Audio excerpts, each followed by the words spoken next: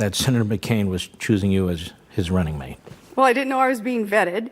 And one day I was at the Alaska State Fair awarding the Farm Family of the Year and left the podium and put my baby, I just had a baby, he was 16 weeks old, put him in my snuggly, was walking out of the fairgrounds, got a call, Senator McCain, asking if I wanted to run for vice president. And I said, well, you know, I'm governor and things are going very well. You know, as governor, we were just kicking butt on producing oil and gas and just a lot going on with our agenda.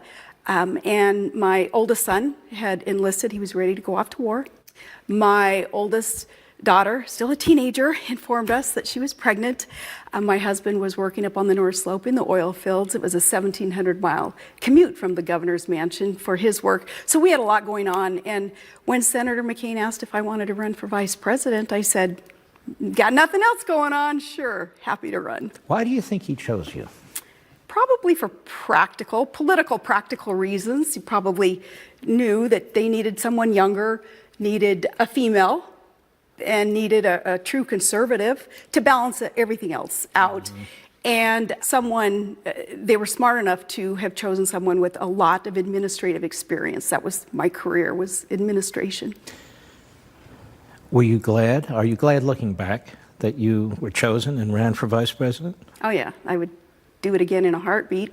I'd have pushed back harder on some of those who were trying to mold me into something that I was not during the campaign. I would have pushed back and gotten more truth out there, but heck yeah. You know, when I think about you and your family, you're very transparent. You say what you think, they say what they think, and yet the abuses that you, your husband, and your children have had to face. I mean, families have to deal with things that happen. You know, everything's not primrose. Were you surprised at how vicious the media were? I was surprised because they're in Alaska. As I mentioned, you know, my ratings were very high. Things were going well in the court of public opinion even. So I was mostly shocked, Mark, though, that the campaign itself didn't defend against a lot of the lies that were being spewed during the campaign. And then when that narrative was created, they created a caricature of Sarah Palin and the Palin family.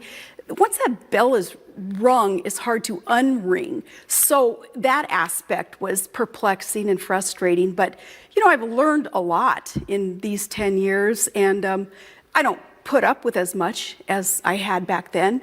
And I don't let things bother me. I obviously didn't let a lot of things bother me then either. Otherwise, I'd be curled up in a fetal position under that table and just want to go away. And you became, in many ways, the leader of this movement, this Tea Party movement, which still